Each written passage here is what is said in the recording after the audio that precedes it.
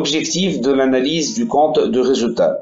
D'abord, il faut savoir si, en se contentant d'analyser le résultat final figurant au bilan, ça peut être trompeur. C'est parce que l'entreprise réalise des bénéfices que tout va bien et inversement. Je vous donne un exemple. Une entreprise qui réalise des bénéfices, on regarde, on dit super.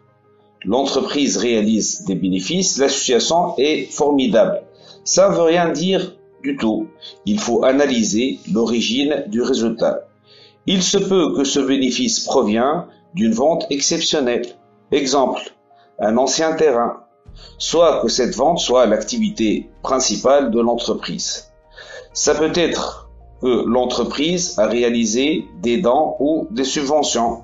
Ou bien une entreprise qui a réalisé des bénéfices en se basant sur des ventes à crédit sans prendre les précautions nécessaires. Donc l'activité financière est à l'origine du bénéfice.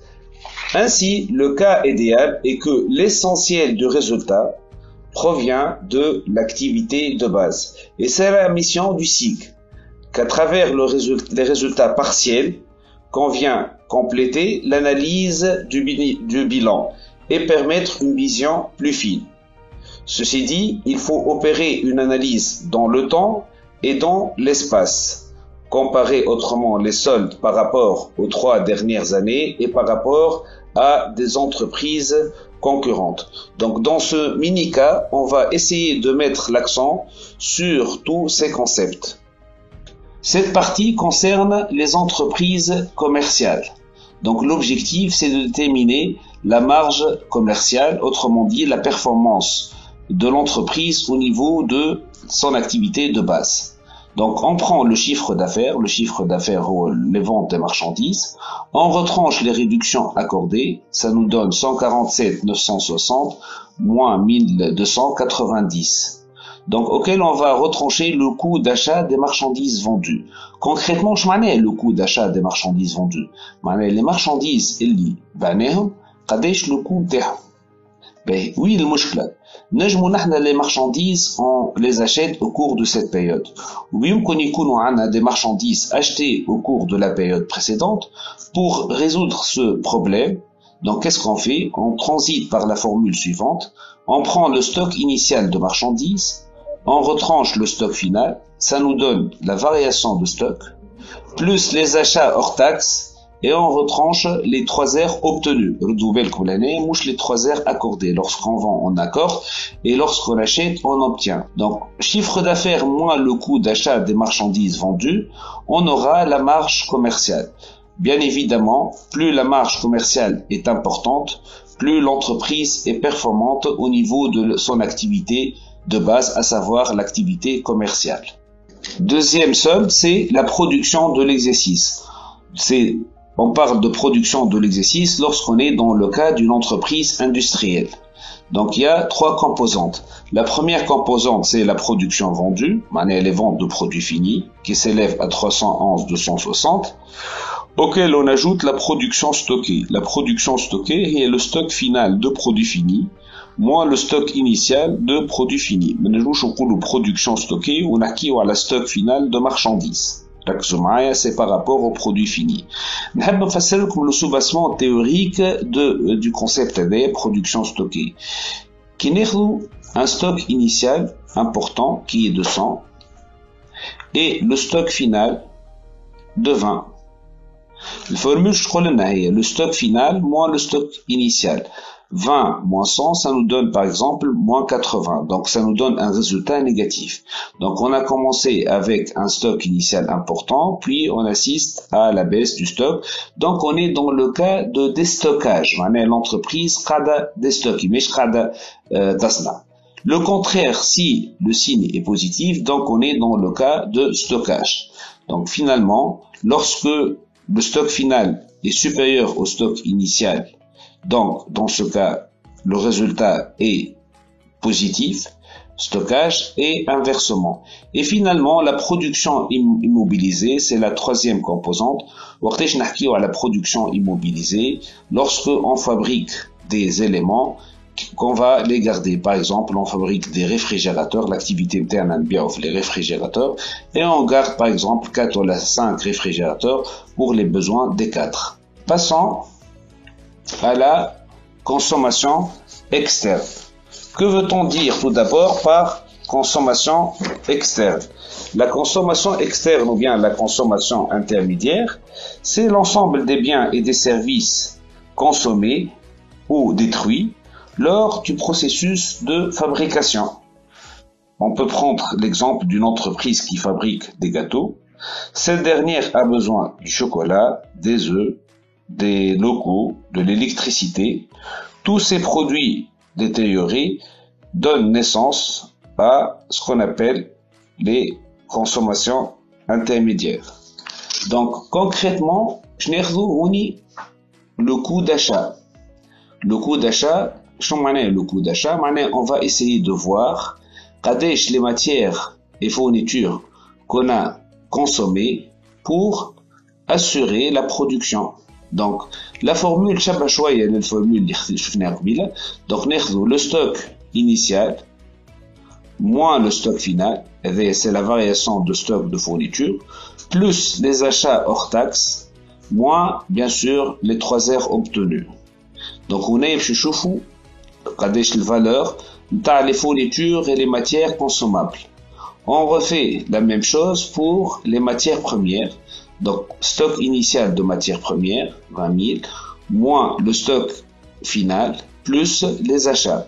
Donc vous trouvez tous les résultats au niveau de l'énoncé qui est présenté en pièces jointes. Donc la troisième composante, c'est les autres charges externes qui sont subdivisées. Premièrement, les services extérieurs. Les services extérieurs, les personnels intérimaires, les redevances crédit bail, les redevances sous-traitance et les autres services extérieurs. Finalement, on va trouver la valeur ajoutée brute. C'est un solde primordial, très important et même crucial. La marge commerciale, pour les entreprises commerciales, on ajoute la production de l'exercice et on retranche la consommation intermédiaire, c'est la consommation en provenance des tiers ou les achats qu'elle réalise auprès de ses fournisseurs. Donc, finalement, il est crucial de calculer le poids de la valeur ajoutée par rapport au chiffre d'affaires. Par exemple, j'ai facturé pour 100 dinars des produits, j'ai acheté par exemple à mes fournisseurs pour 50, donc j'ai une valeur ajoutée de 50. On doit faire le rapport et finalement, si le rapport est bon, on va dire que l'entreprise crée des richesses et inversement. Ceci dit, il faut comparer ce pourcentage par rapport à l'année dernière. Si j'assiste à une augmentation, ça c'est super. En revanche, si l'année dernière j'avais 40 par exemple %, donc c'est le pourcentage est inférieur, il y a un problème. Il faut aller chercher pourquoi est-ce que j'ai moins vendu, est-ce que j'ai acheté plus des choses qui n'avaient pas d'impact direct sur mon chiffre d'affaires. Bref, il faut aller chercher l'information de pourquoi ça diminue. Mais c'est tout, c'est pas suffisant. Il faut comparer par rapport aux entreprises concurrentes et voir si on réalise les mêmes performances ou pas. Donc, la valeur ajoutée est non seulement importante pour l'entreprise, mais aussi au niveau national, puisqu'en additionnant les valeurs ajoutées qu'on trouve le fameux PIB, qui permet de classer les pays. Donc, l'indicateur suivant, c'est l'excédent brut d'exploitation. Je fais ça pour faire donc, la valeur ajoutée, on ajoute la subvention d'exploitation, on retranche les impôts et taxes et les charges du personnel. Les charges du personnel, à mon sens, représentent la rubrique la plus importante. On va voir l'impact, le poids du personnel. Donc, les traitements et les salaires. Et on ajoute les charges sociales, la faute commise par la plupart des étudiants chez nous, il se limite au traitement et salaire. Il ne faut pas oublier les charges sociales. Et finalement, on aura l'excédent brut d'exploitation. L'excédent brut d'exploitation, c'est un indicateur révélateur puisque il nous donne des informations, mais la question qui se pose, le BE, que représente-t-il? Je dirais c'est la trésorerie que l'entreprise dégage indépendamment de sa politique d'amortissement, de sa politique financière, du volet exceptionnel. Donc, ça représente la performance de l'entreprise au niveau des opérations d'exploitation. Finalement, pour aboutir au résultat d'exploitation, on ajoute les reprises, les autres produits d'exploitation et la dotation aux amortissements. Là, on va voir l'impact par exemple, de l'amortissement, l'usure, etc. Donc, c'est la partie la plus importante. Je chauffe le poids du facteur, donc, technique. Et finalement, on retranche les autres charges d'exploitation. Le résultat d'exploitation nous donne une idée sur la performance au niveau de l'exploitation, au niveau des activités répétitives. On va entamer le volet financier. Je chauffe l'impact des éléments financiers. On ajoute les produits financiers, par exemple, la performance de l'entreprise, جيم اللي نحنا قاعدين نعملوا في des opérations de placement ولا قاعدين نبيعوا avec crédit. Donc هذايا il nous fausse le raisonnement. نجموا نلقاو un résultat très important كما قلت لكم mais راهو جاي من les opérations de placement اللي هما ne constituent pas l'activité de base de l'entreprise. Inversement, une entreprise très performante au niveau de son activité de base, mais on y a des charges financières. Les charges financières, l'entreprise, le volet financier, elle se finance d'une manière mauvaise. Elle doit revoir sa stratégie financière, soit par exemple l'émission d'obligations, soit par exemple d'autres moyens de financement, leasing, etc. Donc on est le volet des charges financières occupe une place très importante. C'est un indicateur bien sûr mais c'est pas éliminatoire. Donc finalement on va trouver le résultat courant avant impôt. Donc, le passage du résultat d'exploitation au résultat courant avant impôt, on a un impact de l'activité financière. Et finalement, on va se focaliser sur les produits exceptionnels qui m'ont au niveau du début de la vidéo. L'entreprise tbia des immobilisations, tbia un terrain, elle réalise une plus-value très importante qui chouffe le résultat et le résultat formidable. Mais j'ai essentiellement mes sessions à l'immobilisation et inversement, l'entreprise a un résultat exceptionnel, mais malheureusement, elle a vendu par exemple une construction, elle a réalisé une moins-value.